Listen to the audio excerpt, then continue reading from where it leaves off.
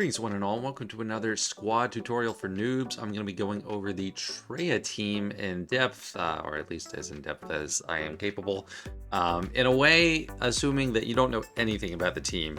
So you don't have to be a noob to watch, but it's designed with noobs in mind that might just hear this team is great, but not quite sure why or how it actually works.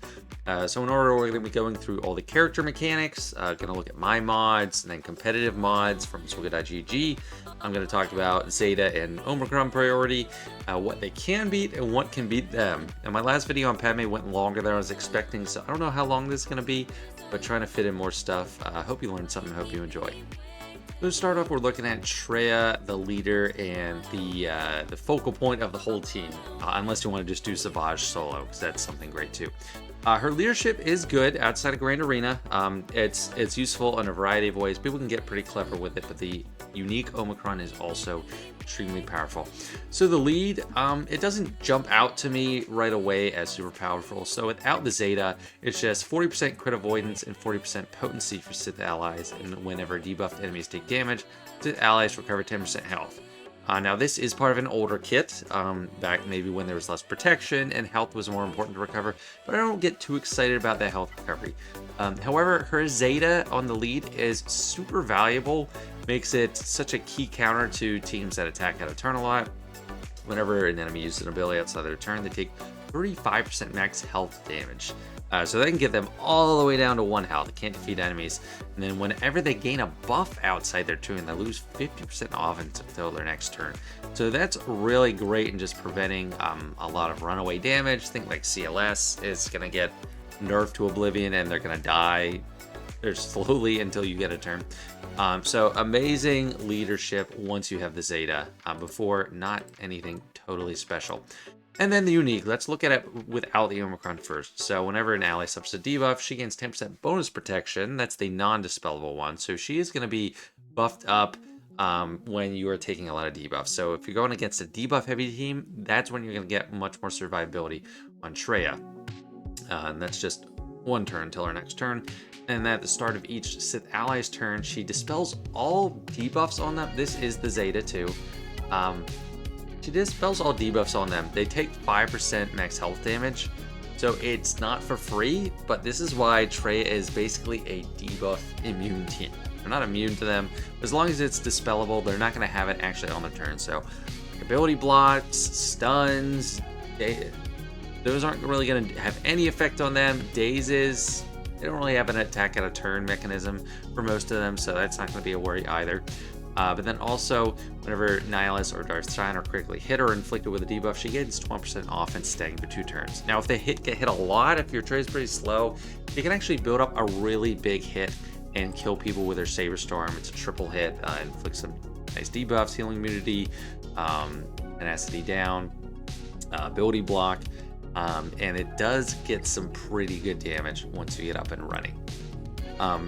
But other than that, she's not a huge damage dealer. Her basic is more of a utility thing, inflicts daze, and inflicts all debuffs on allies, basically all allies, to target enemy for 1 turn. So if you have a lot of debuffs and your allies haven't gotten to go yet, you can flip them all on the enemy with that. So be choosy with how you use that basic.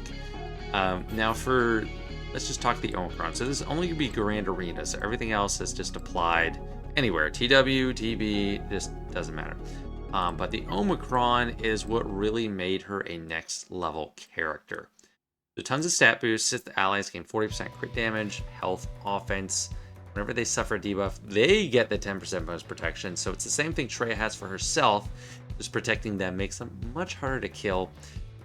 Still dispelling the debuffs. It's hard to sort out when you look at the whole thing. And the Omicron just generates more stats over time. So each ally's turn, Sith allies turn, all Sith allies are going to get 5% crit damage, health steal, max health, and offense. So it does say dispel all debuffs on them, and so usually when that happens, I'm not sure how it's coded. Usually when it's stated like that, it means the first one has to happen before the second one. So I don't think they do have to have some debuffs to dispel to get these stack bonuses, but they can stack up to 100% of crit damage, health, offense, health steal. So it's pretty crazy. When Darth Talon's critically hit or inflicted with a debuff, she gains 12% offense. So that's just adding the claws, adding Darth Talon to the already existing list of Nihilus and Sion. So if you have Talon there, Traya is ramping up from her taking damage too.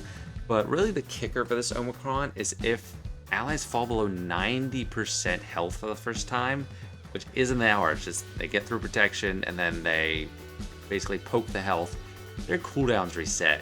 And that is extremely important for Darth Nihilus, and most people are familiar with him, but I'll talk about him in a second. That cooldown reset is a ticking time bomb, and it's amazing. Another amazing thing about Traya is her unique debuff Isolate, as she inflicts it with her mineral special named after the debuff. Can't gain buffs, can't attack it, or gain positive effects at a turn. So it's not like a fracture, doesn't completely take them out. But if you have a character that's perma-taunting or something, place this on them, that's great. Or is a support character that's giving out a lot of buffs, healing, that's going to prevent that. It also increases their cooldowns, or reduces your allies' cooldowns until by 1, gives them 50% protection up. So you want to use this choosingly. I often like to wait until Nihilus takes a turn to use this if I can afford to do so I can reduce his cooldowns and then give him extra survivability if he needs it. So that's Traya. She has probably the most complicated kit. Hopefully it's downhill from here, but that is the crux of what we're working with. Next character we got Darth Nihilus, and he is the sword of the team. You don't really care about modding him for offense or anything because he just has an insta-kill, and he takes all their max health and adds it to himself. So he becomes a really beefy guy. However, it's a cooldown of 8. You reduce it, you get there quicker by using his Drain Force ability. It's an AoE, and it increases cooldowns and reduces the cooldown of Annihilate by 1 for each enemy that has cooldowns increased.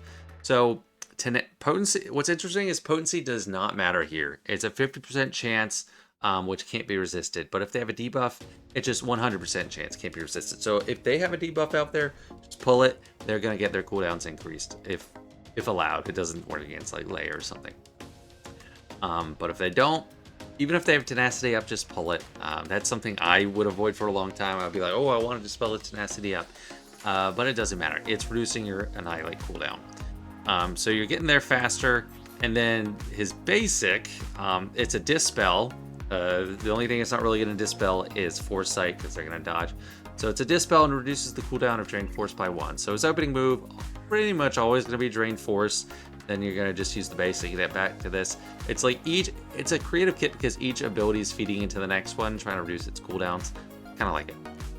Leadership don't really care about. It's a pseudo Malik thing where everyone's turning into health, but they don't resist percent damage health effects, so it's not that great. Some people really like it, but outside the scope of this video.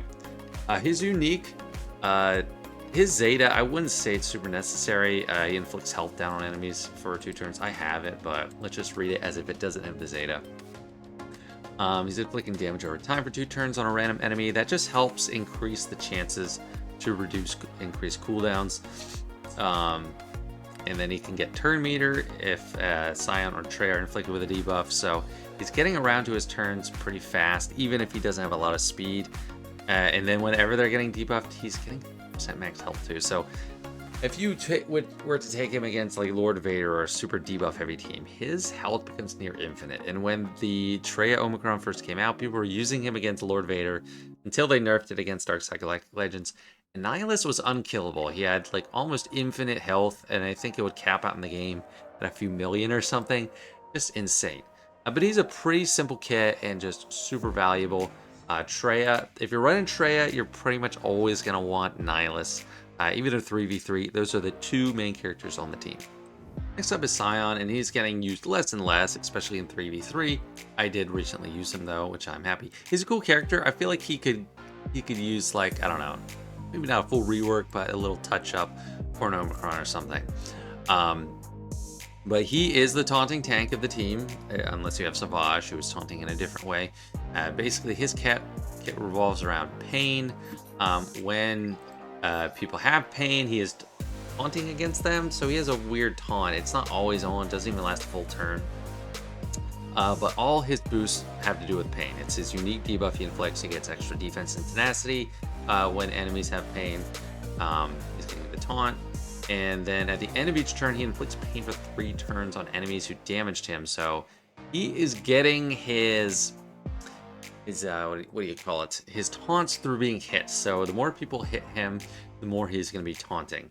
And then he protects Traya and Nihilus. If they're critically hit, reduce held by hatreds cooldown by 1. This is his get out of jail free card. Held by hatred used to be unique to Sion. Now Reba has it. It's kind of a busted buff. Plus 100% defense and offense, and you get a full revive with full turn meter if you go down. Also 25% crit chance. But when you use it, it's a free turn. The strategy around using it is, okay, the first time it comes up, just use it, just for sure. Like, you want to be safe, you want to get it out there.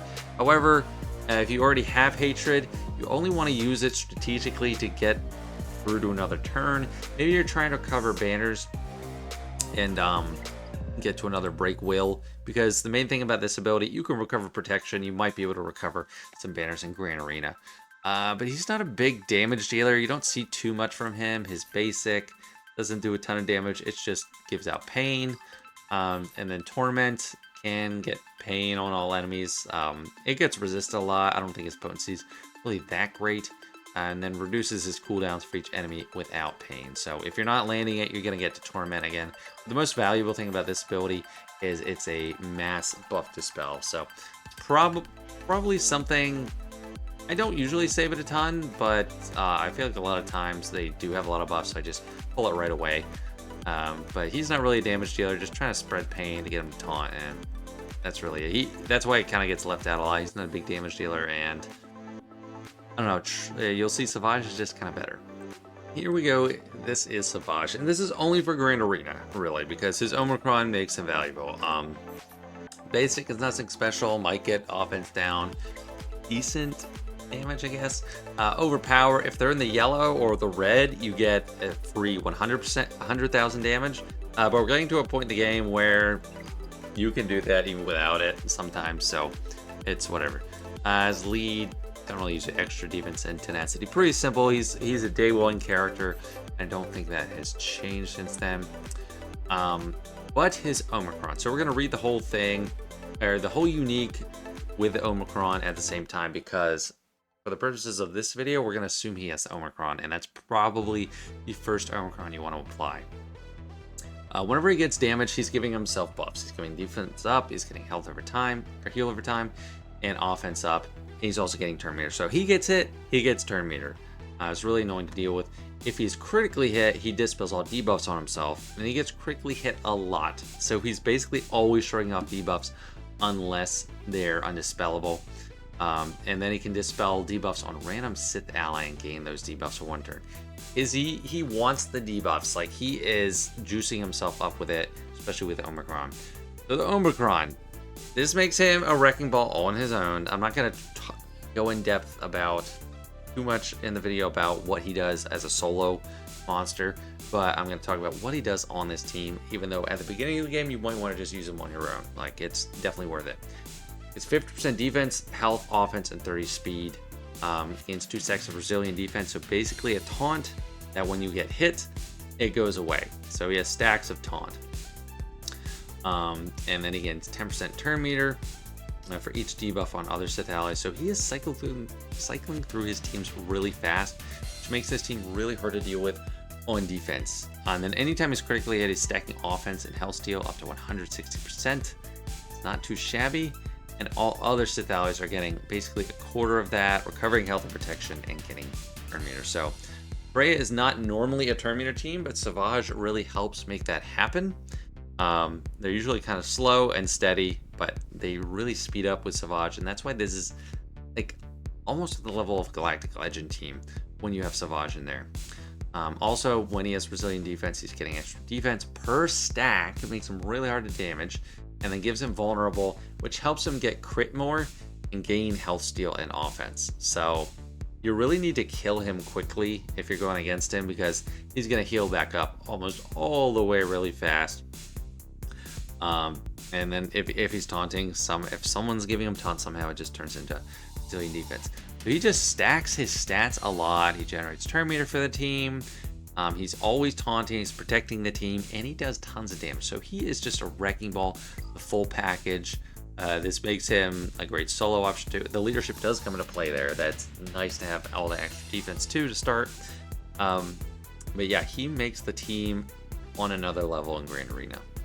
Now last, and in this case, definitely least, we have Darth Talon. 3v3, she never goes with Traya, and 5v5. Most of the time does, but she can go with just other Sith. The best thing about her, in my opinion, are the stat boosts from her unique, and this is not even a Zeta. This is just normal purple mats. Sith allies get 30% max health, offense, and 20 speed. That is just such a great little boost on top of Traya's Omicron, then whatever Savage gets to. Team is jacked up with these offensive boosts too, or with all these stat boosts.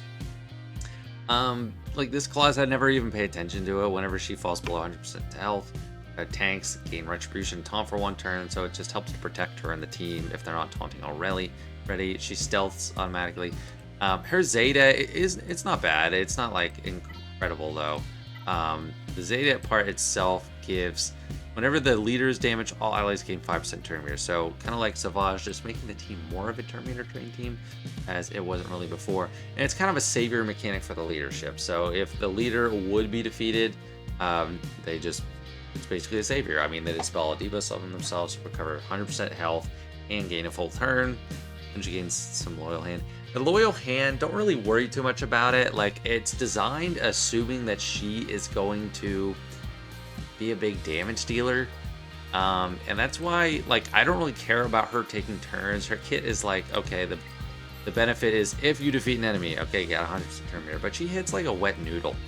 The best thing on her abilities, I think, is ability block on basic. Also reduces the cooldown of Dark Frenzy. It's an AoE, and it seemed good when like she came out, but her just damage multipliers are so low. She stacks Loyal Hand plus 10% max protection and offense, which sounds great. Max up 20. But I think because of this mechanic, they just made her really weak to begin with, so you never really ramp up to get that much. I have occasionally seen her do great damage, but she is not there to be a damage dealer. She's listed as attacker, but she's really just a support character for their stat boost and the turn meter gain, and you don't really have to worry too much about what she does otherwise. So this is mainly a defensive team. It works great, and on offense, there's not too much to think about when you're using them. You're just trying to get around to Nihilus's Annihilate. Use his cooldown reduction, his 4-string whenever you can. I like to save Traya's Annihilate until Nihilus is taking a turn, so hopefully he's fastest. I think that's a good thing to do, and Traya can reduce his cooldowns to get him through to another one. The only other big damage on the team is Savage can really do a lot, but save his special for if they have yellow health or red health. Otherwise, just use basics, and he does get that damage stacked up. Traya can do a lot of damage if everyone's getting debuffed, but mainly it's kind of a waiting game to get around to Nihilus. If you have the Omicron, you're in JAC. If you take a big hit and fall below, you're going to get a quick Annihilate and then have to get around to it again. But it's not too complicated to run. There's not like too many ways you can really mess up with the order of operations. Now I want to try to do a quick look at my mods, and then I'll show you competitive mods, what other people do. For Traya, I think you want a lot of health. She gets that bonus protection, is based off her health. You do want some good speed. She doesn't absolutely need it. But she does want to get to her turns fast enough. I don't care too much about damage, don't really care too much about potency or tenacity. It's mainly just health and speed. At least that's what I think. Nihilus, you would think you might want to care about potency, and some people do. You don't care. You don't care about damage. You just care about survivability and speed. He's going to annihilate someone no matter how much health they have, and he's not going to do any damage no matter how much offense you give him. Don't worry about anything else. Mainly health, because he does stack it really high. You could do protection too if you don't have good health. He does have a pretty good protection pool. Just speed and survivability. Sion, he's a tank. Treat him as such. I like to give him more protection. Health is also great. So either way, just as whatever allows you to get the most there. I have some speed on him, plus 100, but I don't care too much about his damage. You might want to care about potency. I don't. He's just there as a tank. I just modded him for a lot of defense too. Defense sets and then some health sets. But defense really makes a big impact, especially since he multiplies his own defense in his kit. Savage, I modded with a combination of a lot of health and then some defense with a crit damage triangle. But you could also mod him maybe for for offense. I don't use him as a solo machine that often. He's mainly supporting Traya, so just survivability there. I actually have a lot of protection from something, but health is probably better for him. However, protection helps avoid Gidme being an option against him. And then Talon is the one I neglect the most. I literally just don't really care. She only has 97 speed, even though I have a speed set on her. Give her protection because I don't have unlimited health, 6-dot health primaries. Those might be better to give her health, but I just give protection, skimp out. She has crit damage. I really don't care. We're going to see what her mods are. I think probably potency is good, and then survivability and some speed. But she's the one I neglected the most. So let's see what other people are doing. Here we are looking at the competitive mods, and disclaimer, this is based off the top 1,000 players in Kyber 1, so it is really an endgame focus. As a new player, you might have a reason to change something up. Maybe you don't have as much of a health pool on Traya if she's lower here, and then you're using protection or something. But yeah, this is what competitive players use. Most common mod sets are speed and health with lots of focus on health. So just like I said, 36% use this, 19% use pure health, and then everything else other than that is kind of a smattering. Some people are using offense, which I think is kind of interesting.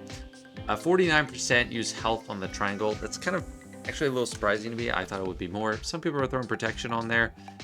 Maybe trying to avoid a Gidme problem or something where people are doing damage based on max health. Similar on the cross, 48% health. That's kind of surprising to me. And then we do have offense coming in with a minority of 12%, 14% triangle on the cross. Circle, 64% health. Again, kind of surprised that it's not more on the health side because of that bonus protection. And then dominant is speed. Critical avoidance is really popular on her because she gives natural crit avoidance in her leadership. Then add some more. It's going to be really hard to crit her and therefore hard to kill her. So I don't think crit avoid is bad. I would just recommend you only do it if you have a really good one. Next up, we got Darth Nihilus. Same thing I have. Speed and health. Big focus on health. No one's caring about much else other than that. 34% have this setup. 24% have health. Pure health. Then we get down to 10%. Like, speed is the common denominator here. We're always seeing speed, except for the pure health builds. But all the minorities are also speed. Health is dominant on the triangle. And we also got some protection too, but 61% makes sense. Protection and tenacity there, they could make some sense. Tenacity.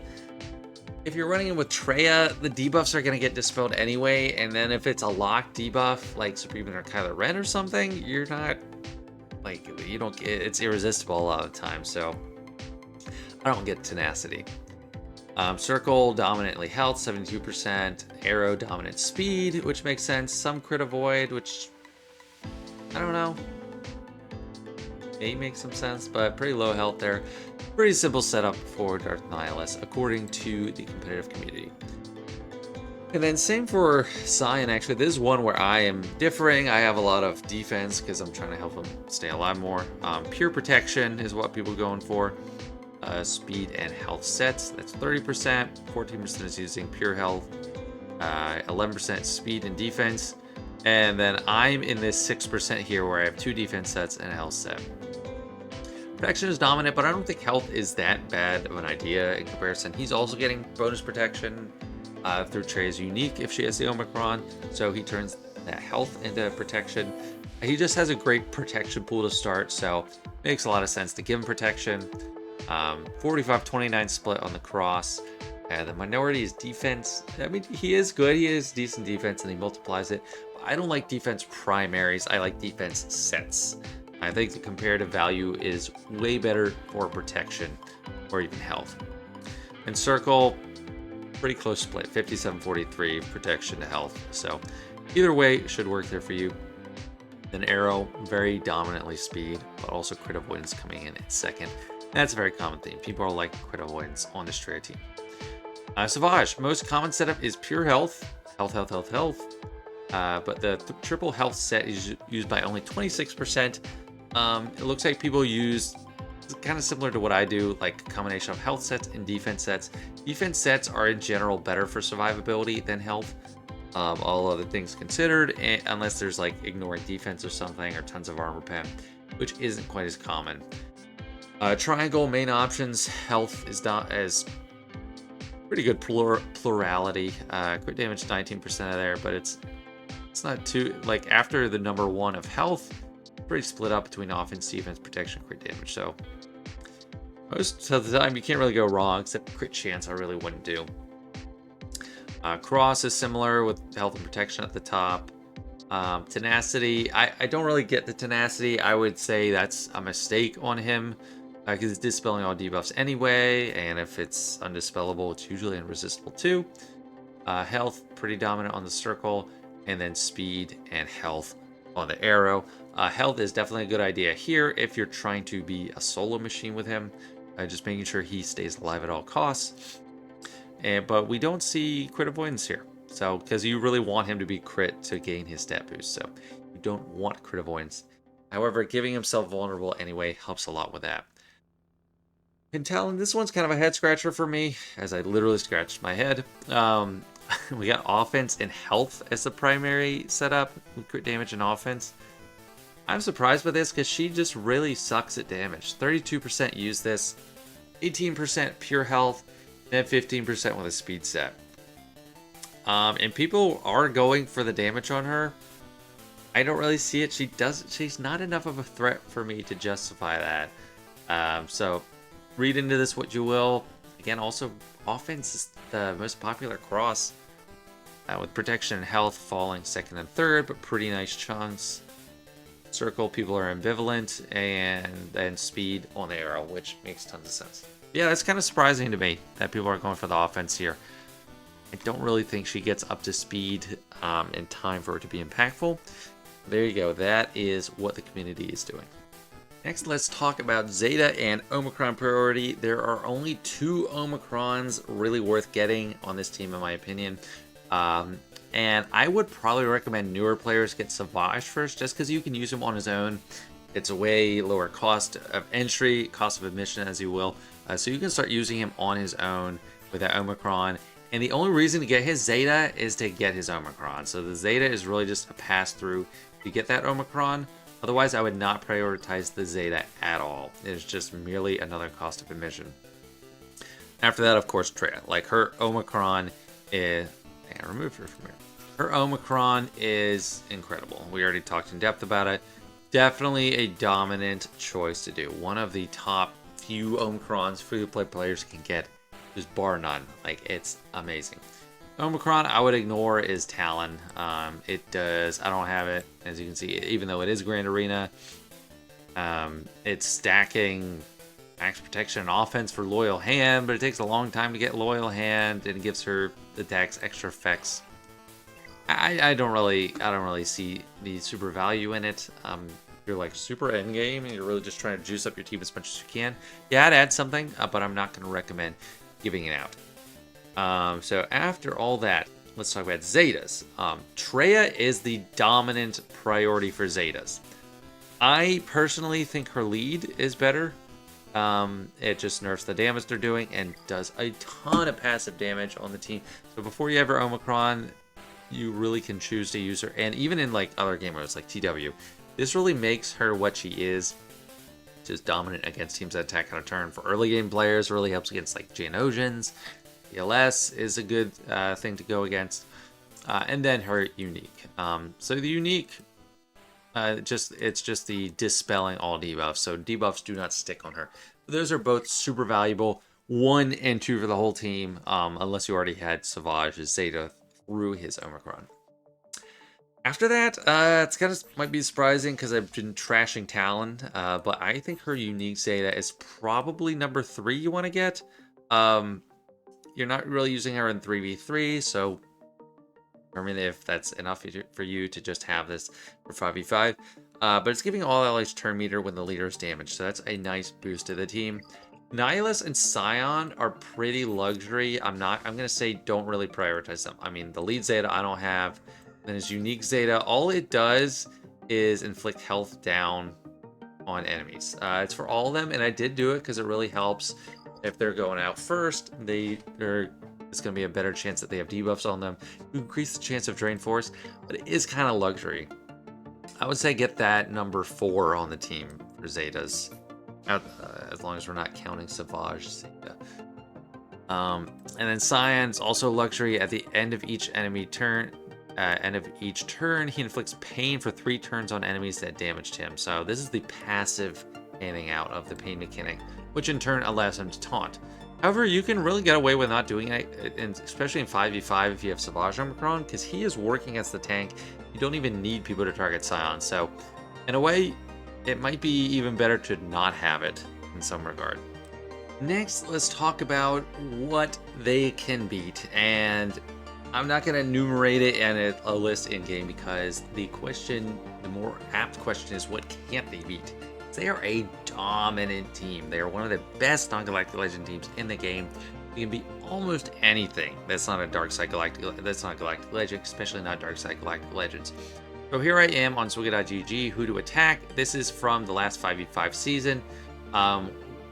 Datacrons are baked into the cake here, but it still gives a great idea. We don't have a specific Sith Datacron from this season, so I do think it's a decent gauge. The most popular thing that counter is Reva Inquisitors. It's not a 100% sure thing, it's 92%, but it's still really dominant. What they have trouble against is Seer Malakos, so that could conversely be a counter to them if you do have it. Great against Tuskens because they're flipping those debuffs and the attacks that a turn hurt them. Like I said, CLS attacks that a turn hurts them. 98% win rate. We got Dash, 99%. Zori, 98%. Gas, could lose 87%, but still really strong. Radis, Wookiees, Phoenix, 100% counter. Like, they are such a valuable team, and they beat so many things that this is why I put them on defense so much. Geonosians, I mean, yes, a lot of this is just from like endgame players, but it still scales down very well. Geonosians are going to fall to them very easily. You don't even need the full team. You probably don't necessarily need Savage. People used to do in the day with just Traya and Sion, but that was too risky for my blood. Trench they beat. Actually have a little bit less of a win rate against the Zori team with Rose. I'm assuming a lot of those have the Omicron. But yeah, like the green just means it's a high win percentage and red means low. So the only thing I'm seeing where it's a lower win percentage is Seer Malakos. Malgus. Malgus also has their number. So if you want to beat them and you have Malgus, which if you're a noob watching this video, you probably don't have them. So it's just really hard to beat them. But we will check out their counters too, just to get a zone in on just that aspect. And here we are again, looking at 5v5 Grand Arena. As you can see near the top, it's mainly just Galactic Legends. So let's turn that off. Let's say we're not going to look at the Galactic Legends. What counters them? So we got the Gidme team with a full Gidme. So we got Moff Gideon there, and then all support Galactic Republic. This one has a little bit lower percentage. Mace is not support, so he's not getting the extra protection up. So that's that. Star Killer is an option, but so for Star Killer and Seer, we do have online Force User Datacrons right now, so that is propping them up.